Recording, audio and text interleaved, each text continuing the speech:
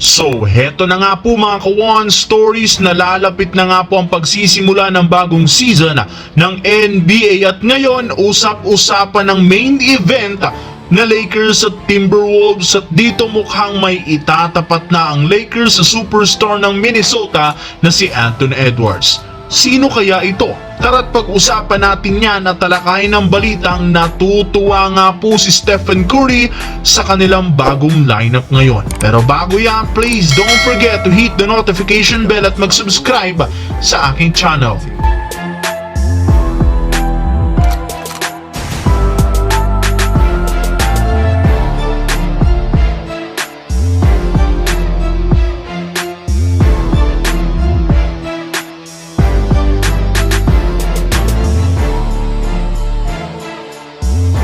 Ang videong ito ay hatid sa inyo ng 1xBet. Suportahan at manalo sa inyong paboritong kupunan sa NBA, PBA at ngayong Paris Olympics. Maaaring makakuha up to 12,000 cash bonus sa inyong first deposit gamit ang aking promo code. Pag tama ang prediction mo, panalo ka. Pindutin lamang ang link sa comment section at mag-register gamit ang iyong GCash account para makapag-cash in at cash out. Isang paalala, tumaya mga Kawan Stories ng responsable.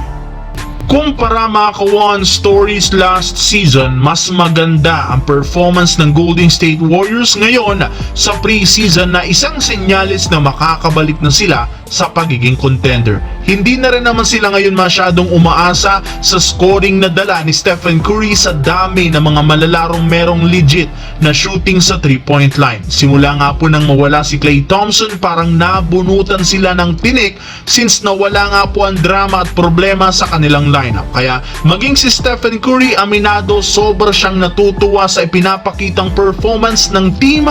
Sa kailangan syempre nakalipas na laban, malaki ang kanyang tiwala na mapagpapatuloy ito sa mga regular season games. Well, bagamat mas maayos na ang lineup ngayon nila, sinabi pa rin naman ni Coach Steve Kerr hindi pa niya alam kung anong klaseng rotation ang gagamitin nito. At iyan ang isa sa mga bagay na dapat pakaabangan ng fans sa regular season opener laban sa Portland Trail Blazers. Sa kabilang banda, isang araw bago sumabak ang Lakers sa kanilang season opener laban sa Minnesota, todo ensayo na sila. Plano nga po ni Coach JJ Redick at buong Lakers na makuha ang una nilang panalo.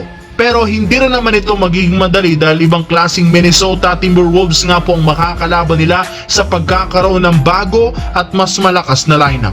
Mas eksperyensado nga po ang lahat ng mga players ngayon matapos silang makapasok sa second round ng West Playoffs, lalo na si Anthony Edwards na mas gigiling nga po ngayong makabawi. Alam nga po ninyo na kung sakali mang mabigo sila na mapahinto ito, siguradong matatambakan agad sila ng Timberwolves. Kaya upang hindi yan mangyari, mismong si LeBron James nang nagsabi siya ang magbabantay kay Anthony Edwards. Sa lineup nga po ng Lakers, siya lamang ang may kakayahang gawin ito.